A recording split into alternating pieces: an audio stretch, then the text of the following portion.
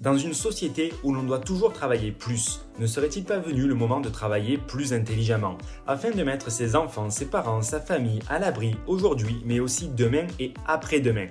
Ceci pour que chacun puisse vivre sa vie comme il entend, loin des stéréotypes ou loin d'un système pensé pour nous. Chacun pourrait apporter de la valeur aux autres, apporter de la valeur au monde. N'est-ce pas ça le sens de notre planète?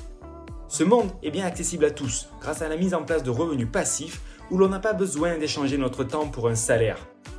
Si ceci te parle, je te donne rendez-vous tous les mercredis pour réfléchir investissement immobilier, développement personnel et entrepreneuriat éthique afin d'avancer ensemble vers une nouvelle liberté qui est à portée de main. Hello mon cher investisseur, j'espère que tu vas bien. On se retrouve dans la voiture pour un nouveau podcast. Alors je sais que le son il est dégueulasse dans la voiture et que les équipes elles font ce qu'elles peuvent pour attraper la qualité du truc, mais c'est là que j'ai l'inspiration.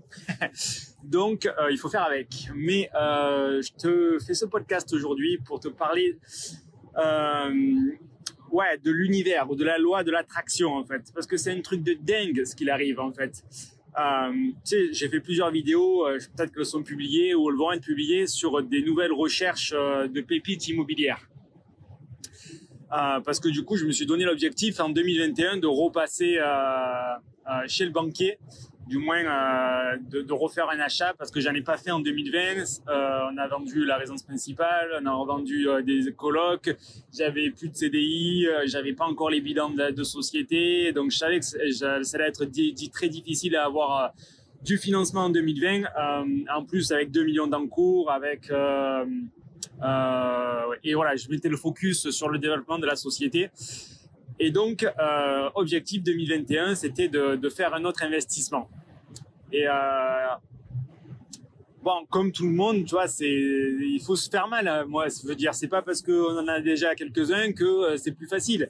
À chaque fois, la partie recherche, c'est quand même du temps, des efforts, de l'énergie et des bonnes actions à mettre en place et j'arrête pas de le répéter à mes membres, c'est qu'il faut faire le job, et quand moi je m'y suis remis, putain, c'est vrai, je me suis dit c'est vrai que c'est pas facile quand même, c'est vraiment pas facile et tu sais, après je commence à penser en fait, putain, ça serait trop cool qu'il arrive voilà une bonne alerte, une truc facilement, que je prenne un chasseur, ça me le fasse, il fasse le job pour moi, j'ai moins de rentabilité, ou je prends un truc clé en main et au final ça fait quoi, parce que bon, au final j'ai pas forcément besoin d'avoir un énorme cash flow aujourd'hui et j'en ai déjà beaucoup. Ce que je veux, c'est des travaux pour faire du LMP et être tranquille avec l'imposition pendant de longues années, quoi. Donc, basé sur cette réflexion-là, je me dis, un chasseur, ça va me retrouver, je vais me retrouver avec peut-être un projet qui va être facile à mettre en place, mais qui aura pas la rentabilité ou qui aura des problèmes, parce qu'au final, il faut quand même faire attention à ce qu'on nous propose. Du clé en main, non, le but c'est quand même d'avoir du cash flow. Je ne peux pas faire ça que pour avoir un truc qui s'autofinance. Donc voilà, il faut que je le fasse. Allez, Julien, bouge-toi les fesses et voilà, mets tes alertes, fais tes recherches, reprends ton étude de marché. Les villes, tu les connais, les secteurs, tu les connais. T'as déjà une bonne partie du job qui est fait. Maintenant, il faut être patient, quoi. Et du coup, j'attends, je fais quelques analyses d'alerte que je peux recevoir. J'appelle quelques agents immobiliers que je recontacte et je reprends mon fichier Excel, savoir qu'est-ce qui rentre pas. Ça dure une semaine, 2 semaines, 3 semaines. Et là, on est le 19 janvier. Je viens de recevoir une alerte exceptionnel et là du coup sur le coup je percute pas, je me dis c'est quand même bizarre, allez, limite je l'ouvre et je me dis j'appellerai, quoi, tu vois, je l'ouvre et j'appellerai parce que je suis pas encore prêt, et après du coup je me mets sur ce que j'avais prévu de faire pour aujourd'hui avec un appel de coaching, etc. Et puis quand même je vois la page ouverte sur mon navigateur internet et putain, je la regarde encore, je dis mais je commence à faire les calculs parce que sur le coup j'avais pas encore fait les calculs et elle est affichée l'alerte, je te dis, à 55 000 euros. C'est identifié comme on peut faire une division de 6 appartements. Alors évidemment, toutes les contraintes techniques, à appeler la mairie, etc. Ça, c'est pas levé, il va falloir que je le fasse. Mais du coup, je me décide à appeler l'agent immobilier, quoi, quand même. Et là, il me dit non, mais division, la mairie, il n'y a pas de souci dans le quartier, ça passe, on le met en condition suspensive. Ah ouais. Du coup, je refais des calculs, c'est des T2, 300 mètres carrés. Si, dans le pire des cas, voilà, je vais me sortir avec 200 000 euros de budget total, quoi. Allez, peut-être un petit peu plus. Mais connaissant les loyers dans le secteur, je vérifie 450 euros x 6. Je suis large, quoi, par rapport à la mensualité. Et dans tous les cas, je sais que je vais devoir mettre de l'apport. Parce que du coup, j'ai toujours pas de CDI et j'en veux pas.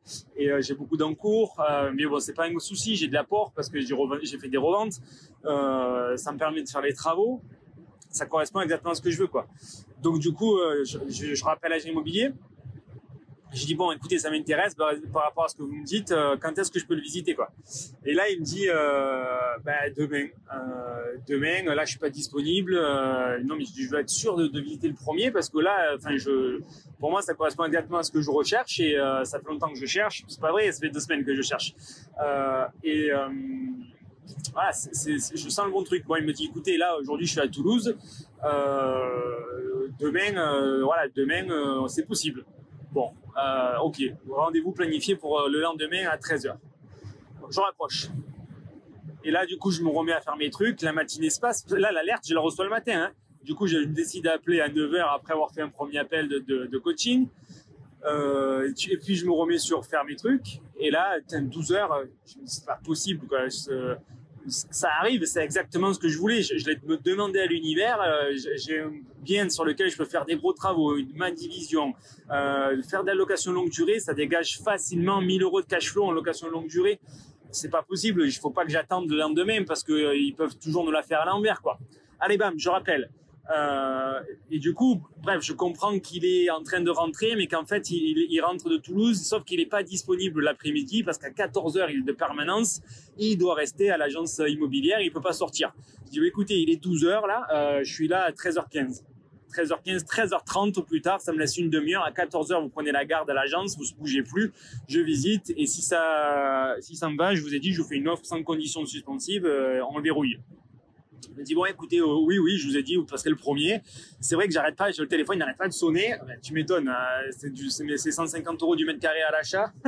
Et derrière, effectivement, il faut tout refaire. Mais je sais pas, voilà, c'est une succession. Les gens veulent vite s'en débarrasser. Ils avaient déjà du patrimoine, du coup, les propriétaires. Ils en sont au 3e immeuble qui se sépare. Ils veulent que ça aille vite, quoi. Bref. Du coup, j'annule les rendez-vous de l'après-midi. Voilà, là, je suis dans la voiture, il est 12h18. Je pars. Et en fait, je te fais ce podcast, pourquoi? Pour te parler d'une chose, c'est que, en fait, il faut croire aux choses, il faut mettre en place les actions pour que ça arrive. Et moi, je suis quelqu'un vraiment qui croit que quand tu mets en place les bonnes actions, ça t'arrive pas dans la main, mais l'univers, je pense vraiment, il t'apporte des bonnes choses. Et je sais pas, peut-être que ça va pas se faire. Là, à l'heure où je te fais ce podcast, j'en sais rien, je suis super excité. Mais peut-être que ça va pas se faire et que je vais arriver sur place, je vais m'apercevoir qu'il y a un problème, qu'il y a un souci, que c'est trop beau pour être vrai. Dans tous les cas, ce que je retiens, c'est qu'il faut aller vérifier. Et si tu vérifies pas par toi-même, personne d'autre va le faire. D'autres vont prendre la bonne affaire. Et vraiment, le sujet du podcast, c'est mets en place les actions et voilà, en gardant la foi, c'est pas du tout quelque chose de religieux que je veux te dire quand je te parle de foi, tu vois, mais ou de spirituel. On a tous des niveaux spirituels plus ou moins conscients ou développés. Mais en tout cas, moi, ça me l'a fait plusieurs fois. Je sais pas si tu penses aux synchronicités, aux coïncidences, mais des fois, il arrive des événements qui font que c'est l'alignement des planètes qui se mettent là devant toi. Et après, il ne faut pas se poser 300 millions de questions. Il faut simplement suivre les actions qu'on a mis en place et aller au bout des choses. Et si ça doit marcher, si ça doit se faire, ça se fera. Évidemment, on garde toujours une part de raisonnabilité là-dedans, parce qu'on n'est pas en train de prendre des risques ou quoi que ce soit. Mais au bout d'un moment, il faut se donner les moyens, aller creuser, aller au bout des choses et avoir la foi, avoir confiance en fait à ce que les bonnes choses arrivent aux bonnes personnes qui mettent en place les bonnes actions. Voilà, ça c'est ma philosophie de la vie, c'est ce que je voulais te partager un petit peu aujourd'hui. Et je crois vraiment voilà, que les bonnes choses arrivent aux bonnes personnes qui mettent en place les bonnes actions. Donc après, ça n'arrive pas, c'est pas du pain béni. Il faut pas simplement y penser et se dire que ça va arriver. Non, non, ça c'est, tu vois, ceux qui pensent qu'effectivement qu'ils vont avoir de la chance. Là, les choses, elles sont différentes.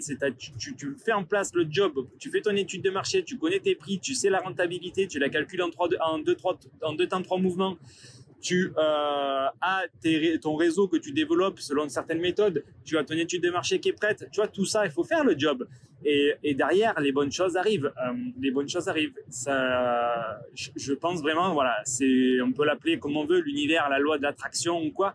Mais quand on pense à des choses et qu'on met en place des actions qui les amènent, voilà, c'est vraiment ces deux événements-là, et ben ça marche dans la vie et on va voir si ça se fait pour ce bien-là ou pour un autre.